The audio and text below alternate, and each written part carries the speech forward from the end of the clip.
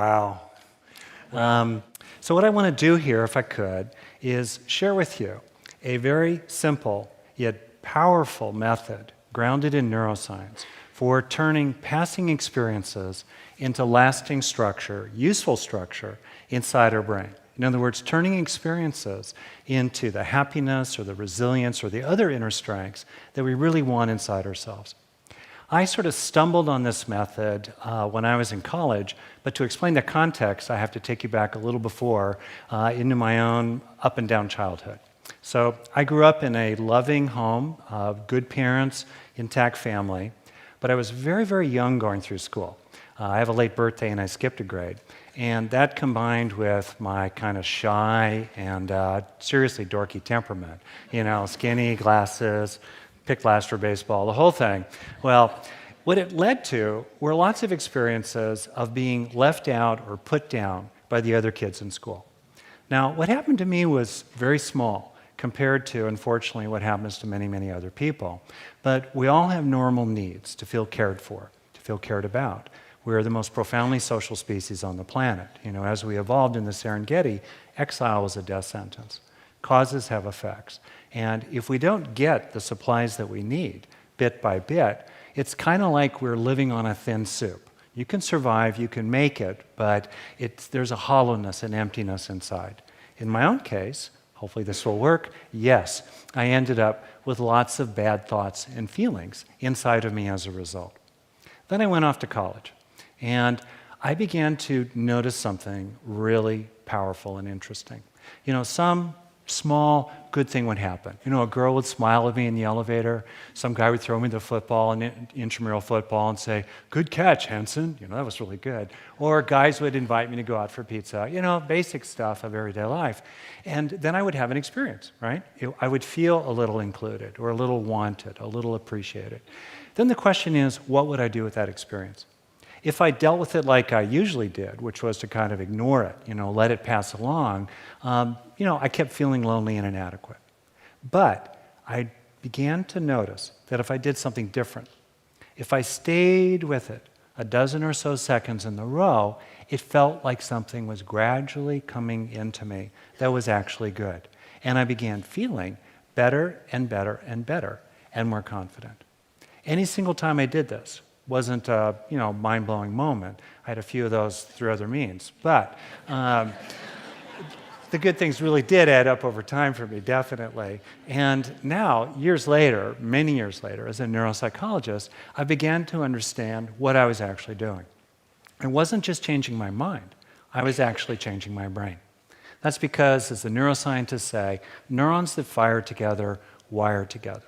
Passing mental states become lasting neural traits. Bit by bit, I was actually weaving these resources into the fabric of my brain and therefore my life.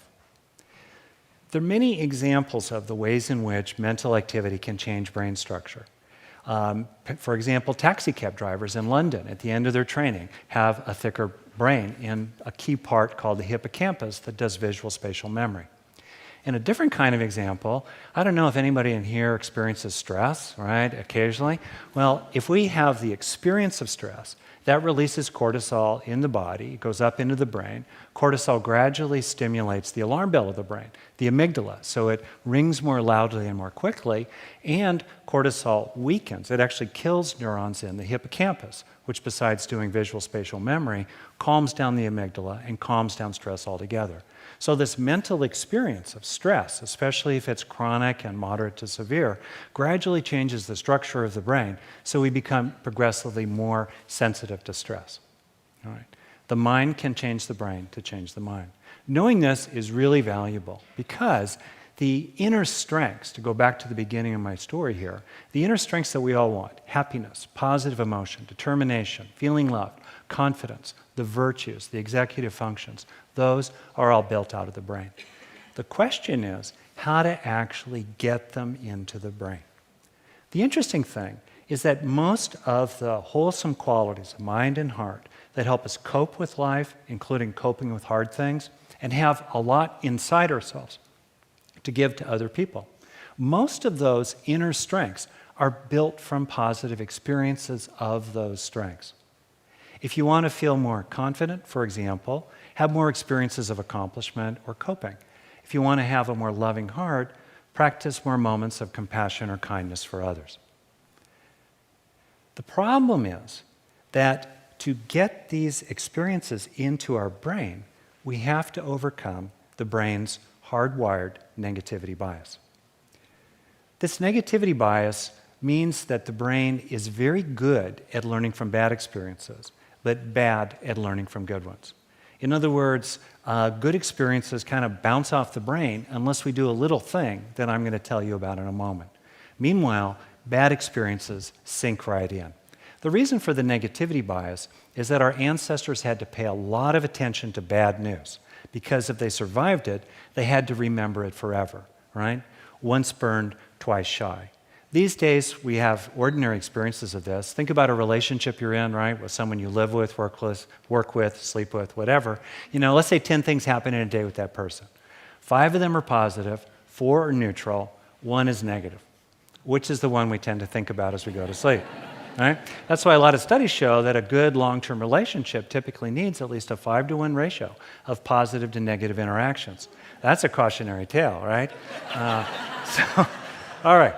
So that's the negativity bias. It creates a fundamental bottleneck in the brain that creates a weakness in both informal efforts and formal efforts to grow, to heal, to train ourselves in different ways. Whether you're a psychologist like me or a meditation teacher like me or a corporate trainer, a coach, a parent, I'm also a parent with my wife, or you're trying to help people in one way or another, we tend to be very good at activating positive mental states. But are we very good at helping people install them in the brain? I don't think so. There's been this long-standing assumption that if we just get a good thing going, somehow it will sink in. What can we do? We can learn to take in the good, to pop open this bottleneck in the brain, and gradually weave good experiences into the fabric of our brain and our life. So I thought we could actually do it here right now. Something experiential, all right? It is Marin County. I thought we could go for it. So we'll just try it right now. It's a little weird, a little artificial. Why not? All right, just go for it. So I'll take you through this kind of informally, then I'll explain what we just did. So if you could, bring to mind someone that you know cares about you. It could be a pet, could be a group of people, could be a person in your life, in your past. It doesn't really matter. What you're trying to do is have a good experience, a simple good experience of feeling cared about. You're trying to help the idea of this person or the image or a memory become a feeling. Okay, want to try? And then once you get it going, you're moving out of concept to experience. Stay with it. It's kind of a critical mass of time, a threshold.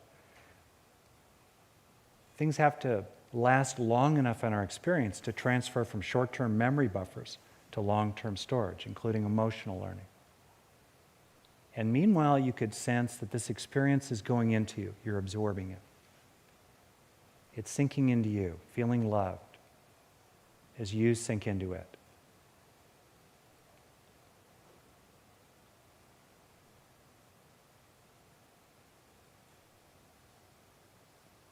A simple moment. 10, 20 seconds, usually won't change our life, but bit by bit, it can really make an enormous difference. I'd like to tell you the little steps of taking in the good. They're very simple. I even have a clever acronym that you can use to remember them. Our daughter thought of the last word in the acronym, very important, so I want to give her credit. So in the first step, have a good experience. We've got to activate it. We've got to get it going, right? The brain is like an old school cassette recorder. It records the music by playing it. We have to have an experience. In the second step, enrich the experience. Help install this activated mental state into your brain as a neural trait. Let it last, help it grow in your body, help it become increasingly intense. Give yourself over to it. And in the third step of taking in the good, absorb it. Sense and intend that it's sinking into you. This will prime memory systems. This will sensitize them so they'll be more efficient at encoding the experience into neural structure. And then, if you want to, the optional step is to link the positive experience with something negative. You got to be a little careful about this because you don't want to be hijacked by the negative.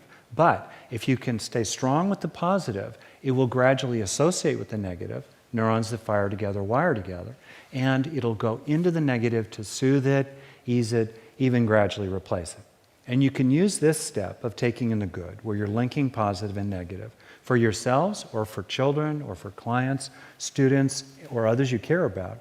You can use this method to heal old pain or neglect, whether in adulthood or childhood, even reaching down into young parts of yourself. To kind of sum it up here, we have 4 steps that become an acronym HEAL, H-E-A-L. It's an easy way to remember it. Have it, all right? Enrich the experience to begin installing it in your brain once it's activated in your mind. Absorb it, and if you like, link it, so it really becomes a part of you. Now, this may seem a little complicated. We all know how to take in the good. We all know how to help some good life lesson land, some good experience with other people. We know how to let these things land. In a nutshell, this whole thing boils down to, all my verbiage here, to 4 words. Have it and enjoy it, right? Especially enjoy it so it becomes a part of you. This is not about covering over negative truths, right? Paradoxically, the more we take in the good, we're more able to see the bad and do something about it. You know, in fact, this is about taking control of the brain's Stone Age bias, right, in the 21st century, to excessively focus on the bad and over-worry about it, right? Any single time we do it isn't going to change our life, but the gradual accumulation, both in the flow of our day and at special times if we want to, like at meals or at nighttime before bed or after meditating or a workout, we can gradually build this up inside ourselves. You know, I think of it as the law of little things, right? It's usually lots of little bad things that take us to a bad place. And it's lots of little good things that take us to a better one. There's a saying they have in Tibet. I think about it often. They say, if you take care of the minutes, the years will take care of themselves. I find that so hopeful, isn't it? Right? What's the most important minute in your life? It's the next one. Right? Can't do anything about the past. A few minutes into the future, we start losing a lot of influence. But the next minute is a phenomenal opportunity for us. Like me back in college, or any one of us today, or over the course of this evening, what will we do with the most important minute in our life? Right? And especially, what will we do with the good that's authentically available to us in it? Will we waste it, or will we, a few times a day, or even more, actually take it into ourselves? For me, there's a Buddhist saying that really speaks to the heart of the opportunity in the most important minute of our life. It goes like this: do not think lightly of good, saying, it will not come to me. Drop by drop is the water pot filled. Likewise, the wise one, gathering it little by little, fills oneself with good. So, may you and I and all beings everywhere, little by little, fill ourselves with good. So, thank you.